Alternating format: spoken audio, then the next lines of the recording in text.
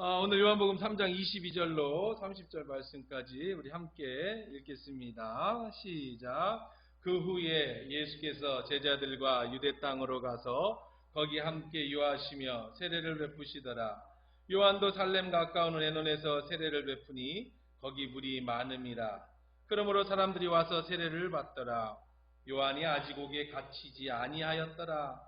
이에 요한의 제자 중에 한 유대인과 더불어 정결 예식에 대하여 변론이 되었더니 그들이 요한에게 가서 이르되 라삐여, 선생님과 함께 요단강 저편에 있던 이 곧 선생님이 증언하시던 이가 세례를 베풀매 사람이 다 그에게로 가더이다. 요한이 대답하여 이르시되 만일 하늘에서 주신 바 아니면 사람이 아무것도 받을 수 없느니라. 내가 말한 바 나는 그리스도가 아니요 그의 앞에 보내심을 받은 자 아니라 한 것을 증언할 자는 너희니라. 신부를 취하는 자는 신랑이나 서서 신랑의 음성을 듣는 친구가 크게 기뻐하나니 나는 이러한 기쁨으로 충만하였노라.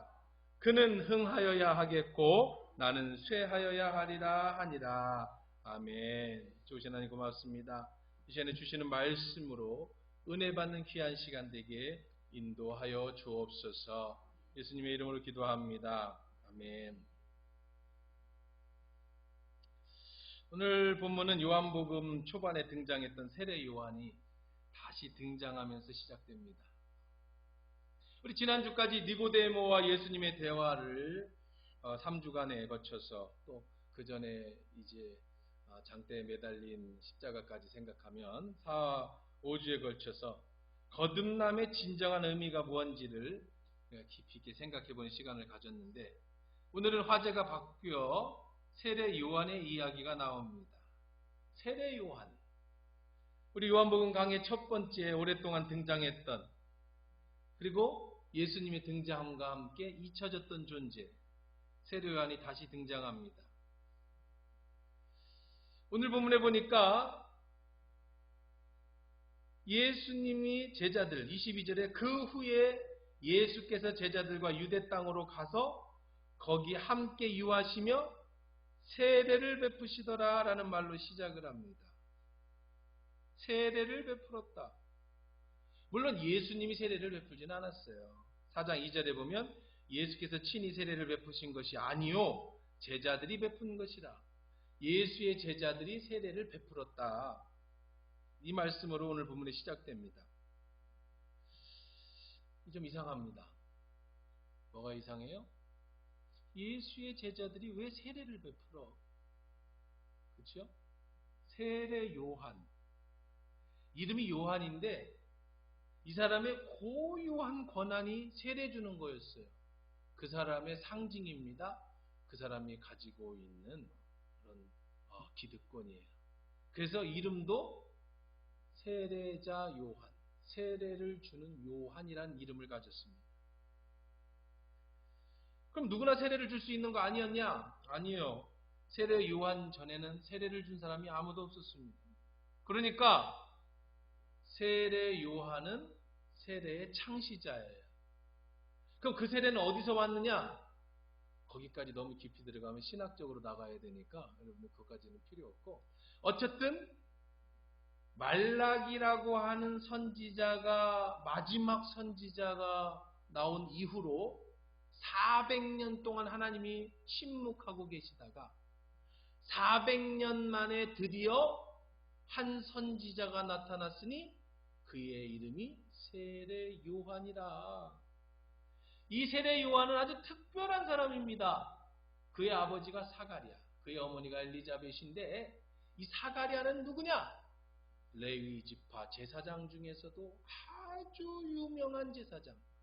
1년에 한 번씩 제사장이 성전에 가서 제사를 집례하는데 예환에 임신했을 때 아버지 사가랴가 성전에 제사를 인도하러 갔다.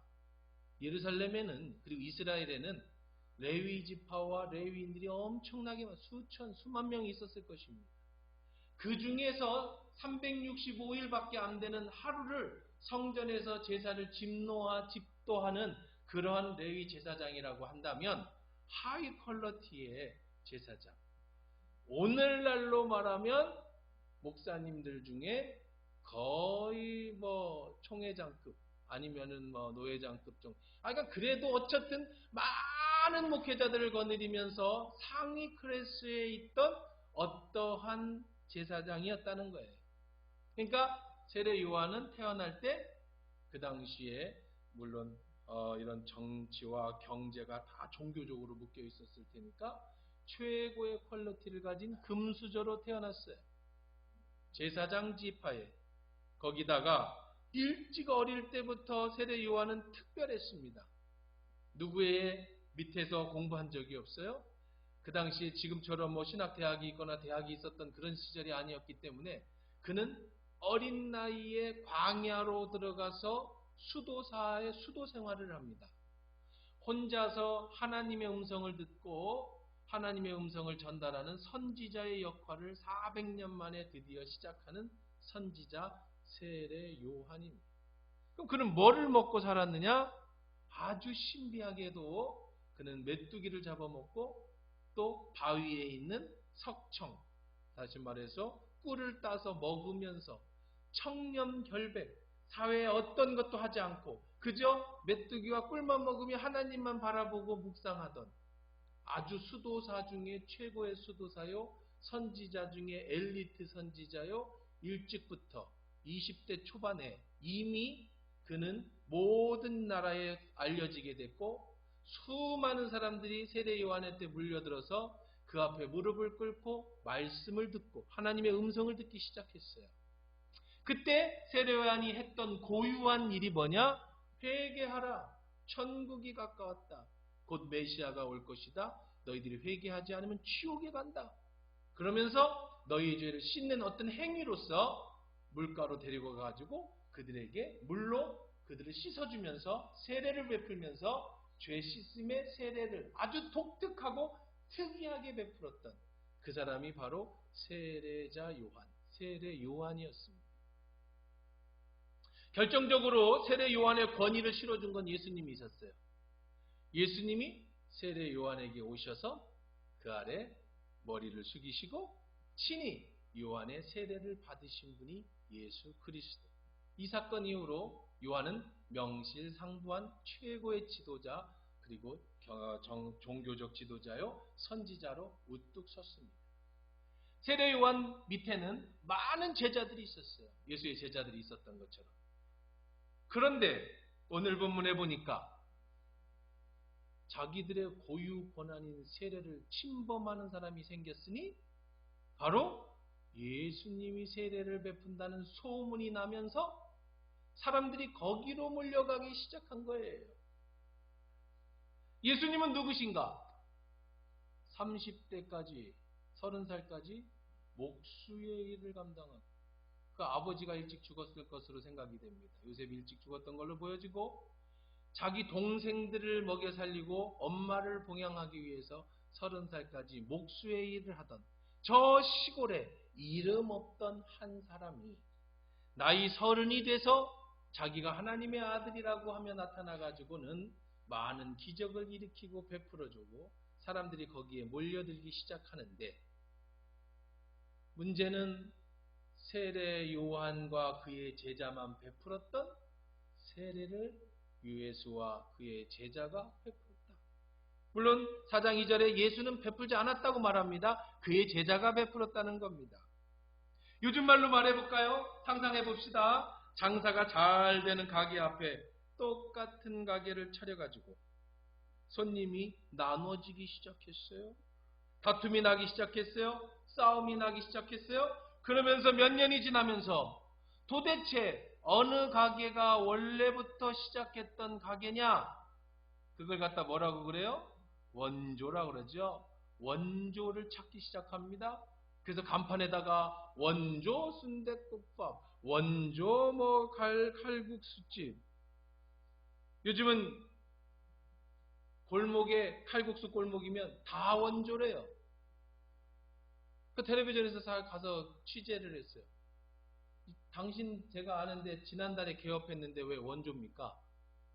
그러니까 그 주인이 하는 소리가 이 동네는 다 원조로 시작되는 간판을 걸고 시작합니다. 우리만 안 달면 우리 집에 손님이 안 오니까 그냥 이 시작할 때 이름이 원조라는 뜻이 원래 시작했다는 뜻이 아니고 그냥 간판 이름이 원조로 시작됩니다. 그렇죠? 자, 오늘 본문에서 세례 요한과 원조, 세례 논쟁이 붙었습니다. 원래 원조는 세례 요한입니다. 그래서 이름 요한도 세례 요한이에요. 그 전에 아무도 세례를 베푼 적이 없었습니다.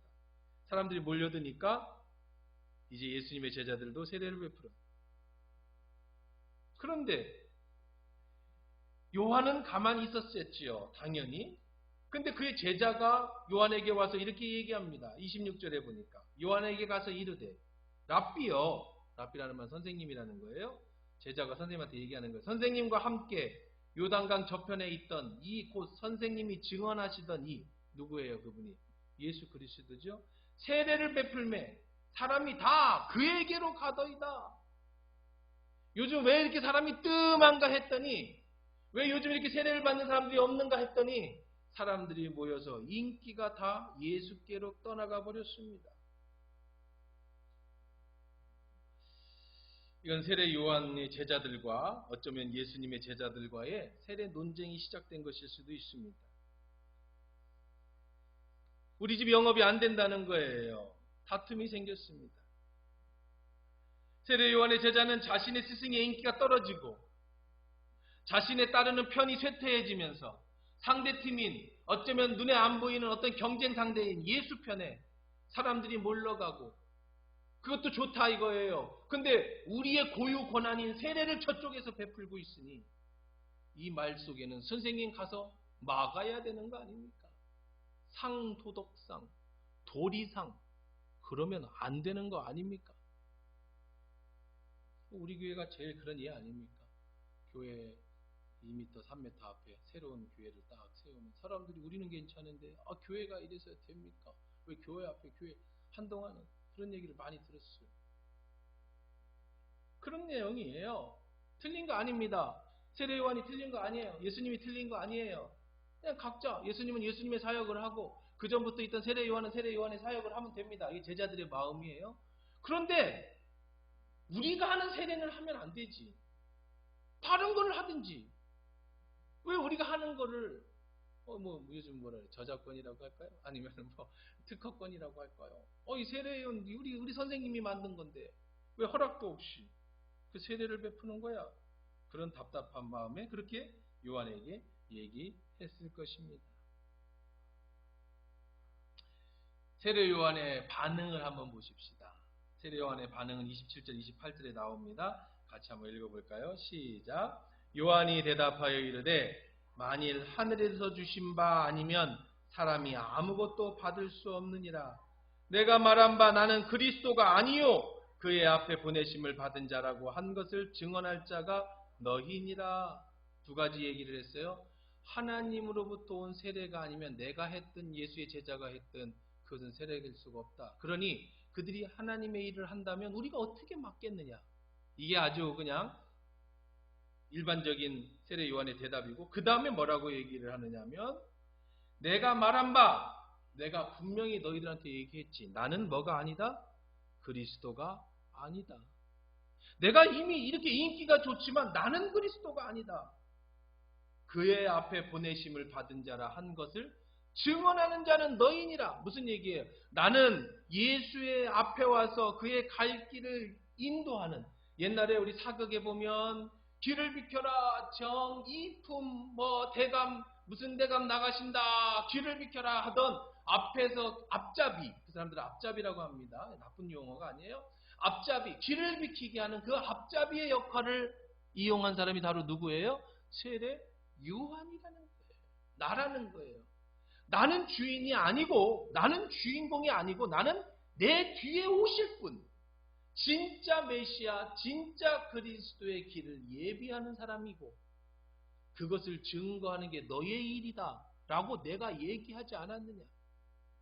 너희들은 나를 증거하는 게 아니라 그분을 증거해야 된다고 내가 미리 너에게 얘기하지 않았느냐. 그러면서 이렇게 얘기를 합니다. 신부가 취하는 자는 신랑이나 서서 신랑의 음성을 듣는 친구가 크게 기뻐하나니 나는 이러한 기쁨으로 나는 신랑이 아니다. 나는 주인공이 아니다.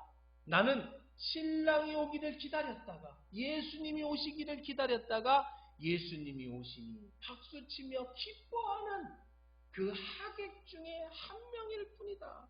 너도 그렇다라고 이야기하고 있는 겁니다. 오늘 식으로 조금 풀어봅시다. 세례요한은 여기서 이제부터 세례를 그만 베풀기로 마음을 먹습니다. 왜요? 예수님과 그의 제자가 세례를 베푼다면 나는 이제 그만 세례를 베풀 것이다. 왜? 이미 진짜가 나타났으니까. 여러분 영화 보면 예고편이라는 것이 있습니다. 극장 가면 예고편을 먼저 상영을 하죠. 그걸 보면서 우리는 이런 생각을 합니다. 저 영화 재밌겠네. 저거 개봉하면 영화 봐야지. 그리고 진짜로 영화가 개봉됐습니다. 우리는 그 다음부터는 예고편을 보지 않습니다. 왜요? 진짜를 봤습니다. 세례요한은 나는 예고편이다. 나는 메시아가 이렇게 올 것이라는 것을 예고하고 그 길을 열었을 뿐이다. 진짜가 왔으니 나는 사라져야지. 왜? 진짜 본편이 시작됐으니까. 또 다르게 한번 표현해 봅시다. 요즘에 컴퓨터 프로그램의 데모 버전이라는 것이 있어요. 한 15일 써보라는 거예요. 잠깐 기능을 맛보라는 거예요. 그리고 사라는 겁니다. 데모 버전은 조금밖에 없어요. 진짜 정품이 나오면 사면, 정품을 구입하면 그 다음부터는 아무도 데모 버전을 쓰는 이가 없습니다. 그건 지워버립니다. 왜요? 본품이 정품이 나왔으니까. 샘플이 나왔으면, 정품이 나왔으면 샘플은 지워버리는 거예요. 세례요한은 나는 샘플일 뿐이다. 나는 데모 버전일 뿐이다. 나는 그 얘기를 예고하는 예고품일 뿐이다. 그가 그렇게 말할 수 있었던 그것은 자기의 정체성을 분명히 알고 있었기 때문에 나는 예수와 경쟁하는 그런 사람이 아니다. 나는 주인공이 아니라는 사실을 정확하게 알고 있었기 때문입니다. 나는 내가 높아지는 것이 아니라 예수를 높이기 위해서 오신 분이라는 사실을 분명히 알았기 때문에 그와 그의 제자가 높아질 때 그것에 박수치고 감사하고 조용히 사그러들 줄 아는 사람이다. 왜요? 자신의 정체성을 알았기 때문에. 세례요한이 예를 들어줍니다. 그때는 뭐 예고편도 없었을 거고 데모 버전도 없으니까 그 당시에 사람들이 이해할 수 있는 예고편을 줬어요. 뭐예요? 신부를 취하는 자는 신랑이나, 그렇죠? 그날의 주인공은 신부와 신랑입니다. 서서 신랑의 음성을 듣는 친구가 크게 기뻐하나니. 우리 잘 아는 것처럼 이스라엘은요, 신부 집에서 결혼식이 시작됩니다. 그러면 신부는 누구를 기다리고 있어요? 신랑을 기다리고 있어요. 열처녀 비유에서처럼. 신랑 집에서 먼 길을 말을 타든 걸어옵니다. 언제 신랑이 오려나? 낮에 안 오면 밤이 될 때까지. 대부분의 결혼식은 밤에 치러지는데요. 그래서 뭘 들고 기다리는 거예요? 불을 들고. 누구를 기다리고 있어요? 신랑을 기다리고 있어요. 이것처럼 나는 신부도 아니고 나는 신랑도 아니고 누구를 기다리고 있는, 신랑을 기다리는 하객이요 친구일 뿐이다. 누구를 바라보고 있다. 그러다가 신랑의 발자국 소리가 들리고 신랑이 오는 소리를 들으면 기다리다가 얼마나 기쁘겠느냐. 나는 예수님과 그의 제자가 세례를 베풀고 사역을 잘하고 계시다라는 소식만 듣는 것만으로도 나는 기쁘다. 여러분, 결혼식장에 참석하면 제일 눈치 없는 사람이 누구예요? 남자든 여자든 결혼식장에 예쁘게 꾸미고 가는 애들이 제일 꼴불견인 거예요. 왜요? 그날의 주인공은 누구여야 돼? 신랑이 되고 신부가 돼야 되는데 신부가 좀 뚱뚱할 수도 있고 세상 신부가 다 예쁜 건 아니에요. 그래서 저는 꼭 이렇게 얘기합니다. 내가 본 신부 중에 오늘 네가 제일 예쁘다. 그래서 꼭 오늘이라는 말을 넣어요. 오늘 네가 제일 예쁘다. 오늘 지금까지 본 신부 중에 오늘 네가 제일 예쁘다. 꼭 거짓말은 아니에요. 더 이쁜 신부 많이 봤어?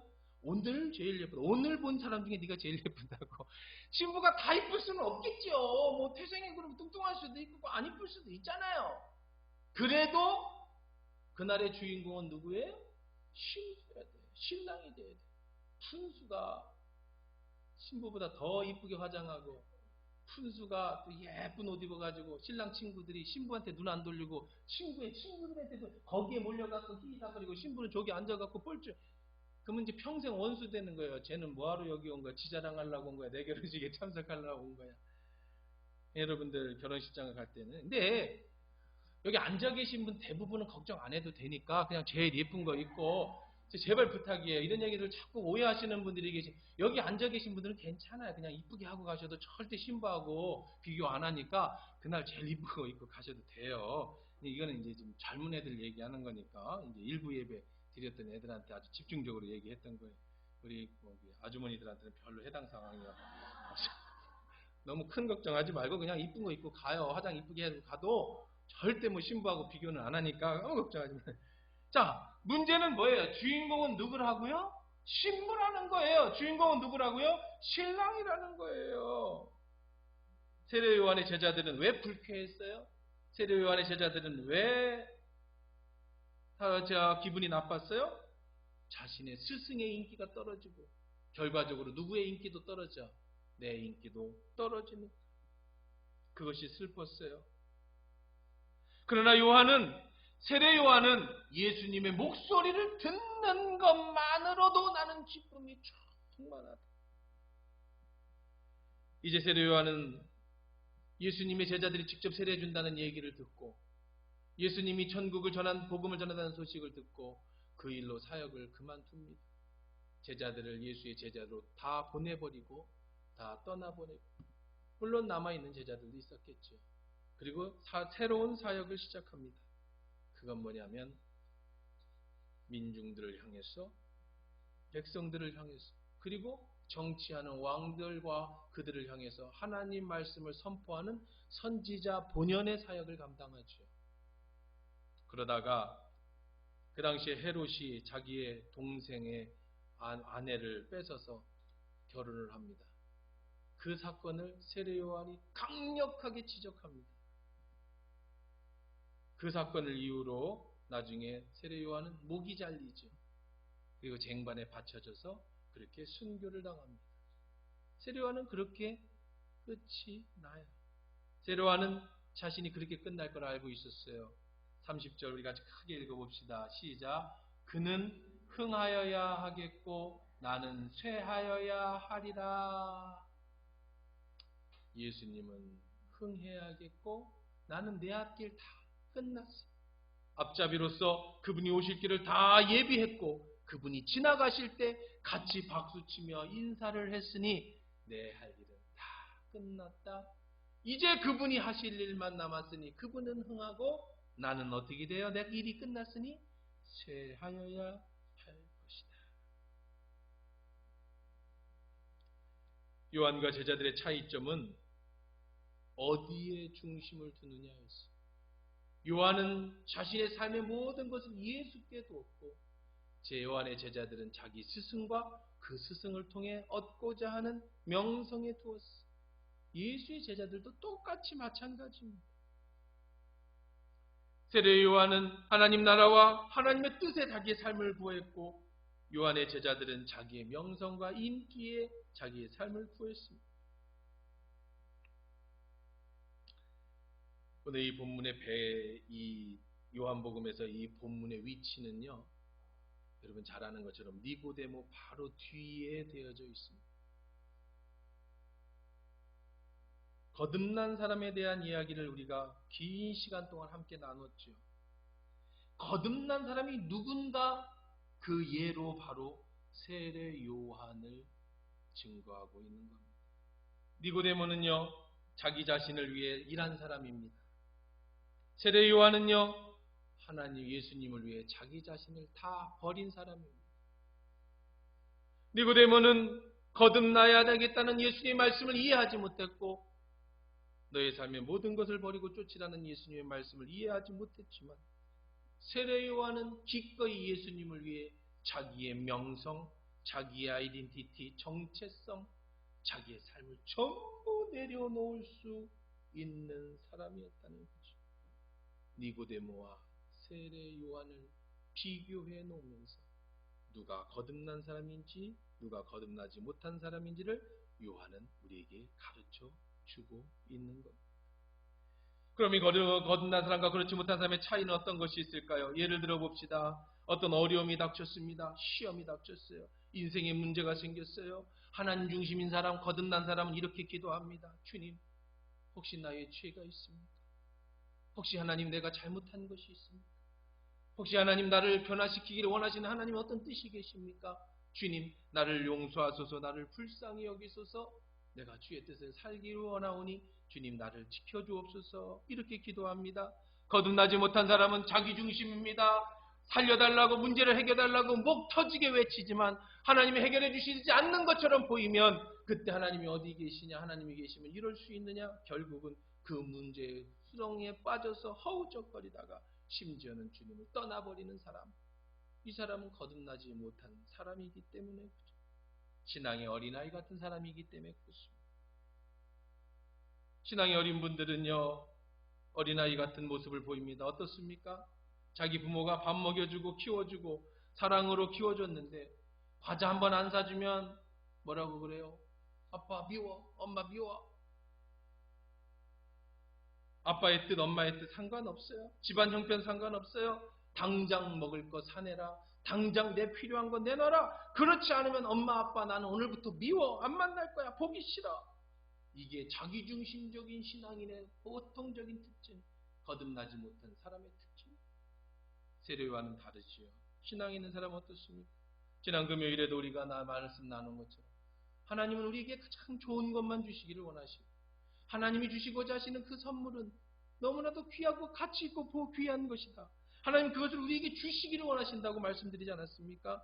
하나님으로부터 물질의 복을 많이 받고 하나님부터 건강의 복을 많이 받고 하나님으로부터 주변의 관계의 복을 많이 받지만 이것이 기복적인 신앙, 나의 욕심을 채우는 신앙이 아니라 주님이 주시는 그것의 소망을 가지고 내게 주신 시간, 내게 주신 물질로 주를 위해서 더 많이 일하고 애쓰는 사람.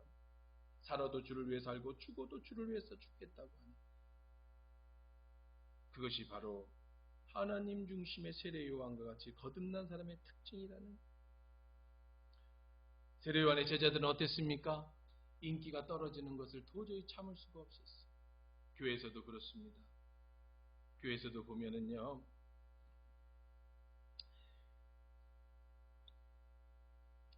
교회 문제를 일으키는 사람들, 교회에서 상처를 받고 시험에 드는 사람들을요, 깊이 있게 조사해보고 들여다보면 아주 공통적인 특징이 하나 딱 있어요. 이거는 요즘 애들 말로 빼박이야. 빼도 박도 못한 그 증거가 있어요. 그게 뭐냐? 100% 자기중심의 신앙을 가진 사람들. 나를 알아봐달라. 내가 이렇게 했는데 왜 나를 인정하지 않느냐? 왜 내 생각대로 이 교회가 안 움직이냐? 목사님이 왜 내 마음대로 내가 가지고 있는 내 생각, 내 기준에 왜 미치지 못하느냐? 온통 기준이 자기예요. 아무것도 아닌 것에 흥분합니다. 아무것도 아닌 것에 비판합니다.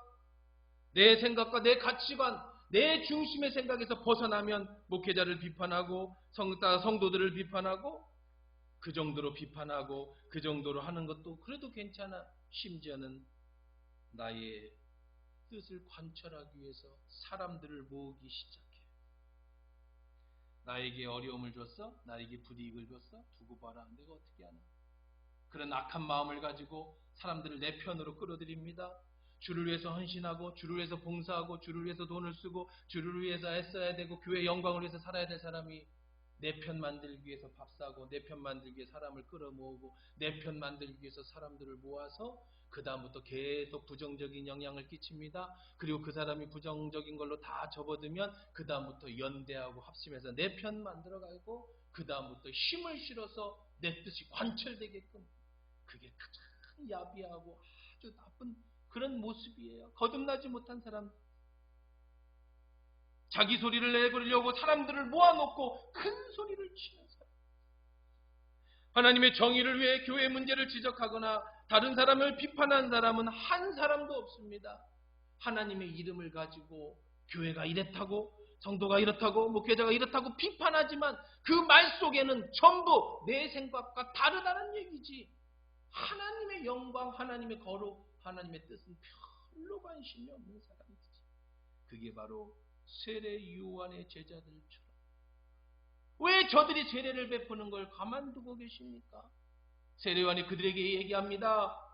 너희들이 예수를 증거해야 된다고 내가 말하지 않았느냐? 사랑하는 성도 여러분, 여러분은 어떻습니까? 우리 한번 따라해 봅시다. 그는 흥하여야 하겠고 나는 쇠하여야 하겠다. 우리 신앙이 하나님만 흥하기를 주의 이름으로 축원합니다. 우리는 쇠해져야 그분이 영광 받으시기를 위해서라면 기꺼이 나는 내 것을 내려놓고 포기할 줄 알아야 돼. 그게 거듭난 사람이에요. 그분을 이용해서 나를 높이고 그분을 이용해서 나의 명성과 내 세력을 키우고 싶은 사람이 있다면 그는 망해야 될 사람이라는 거예요. 세례 요한은 이렇게 얘기합니다. 그는 흥해야 하겠고 나는 쇠하여야 하겠다. 어느 날부터인가 내 욕심이 자꾸 들어오거든요. 어느 날부터 불만 불편한 생각이 들기 시작하거든요. 이것이 내 욕심인지 하나님의 뜻인지를 살펴보시고 저도 여러분들도 한 가지 마음 가지고 주님 오신 날까지 살았으면 좋겠어요. 그는 흥해야겠고 나는 쇠하여야 하겠다. 그럴 수 있는 건 우리에게 영원한 천국이 있기 때문인 줄 믿습니다. 우리가